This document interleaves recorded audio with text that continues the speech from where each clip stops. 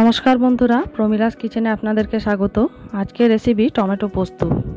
তো এটা একটা টক ঝাল চাটনি। তো সবার প্রথমে এখানে আমি 2 কিলো টমেটো নিয়েছি, আর সাথে কতগুলো কাঁচা লঙ্কাও আছে। 25 গ্রাম সাদা সর্ষের সাথে 2-3 চামচ পোস্ত একসঙ্গে বেটে একটা পেস্ট তৈরি করে রেখেছি। তো সবার প্রথমে এখানে আমি কড়াইয়ে তেল গরম করে এখানে 5 ফোড়ন আর 5-6টা কাঁচা লঙ্কা ফোড়ন দিয়ে দেবো।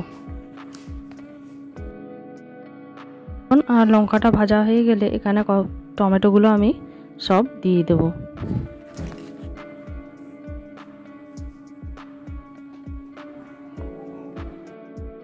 এখানে পরিমাণ মতো নুন দিয়ে দেবো এর মধ্যে, এবং পরিমাণ মতো হলুদ দিয়ে সমস্তটাকে ভালো করে নাড়াচাড়া করে আমি ঢাকনা চাপা দিয়ে রান্না করব।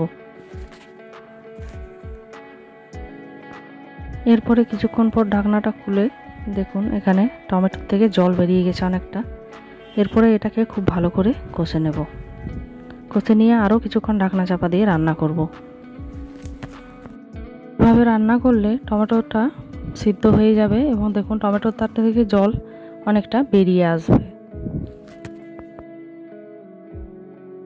টমেটো থেকে যখন অনেকটা জল বেরিয়ে এসে টমেটোটা সিদ্ধ হয়ে যাবে, এই পর্যায়ে যে টমেটো চাটনির জন্য যে পোস্ত আর সরষা বেটে রেখেছিলাম সেটা এর মধ্যে দিয়ে খুব ভালো করে নাড়াচাড়া করে খুব ভালো করে কষে নিয়ে এটাকে আরও কিছুক্ষণ বসিয়ে রাখতে হবে।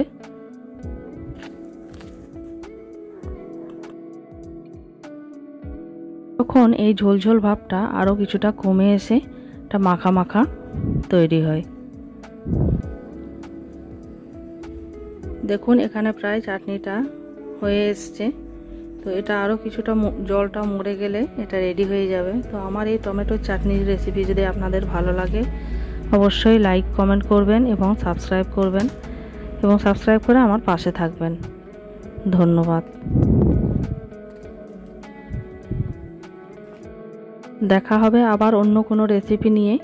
নমস্কার।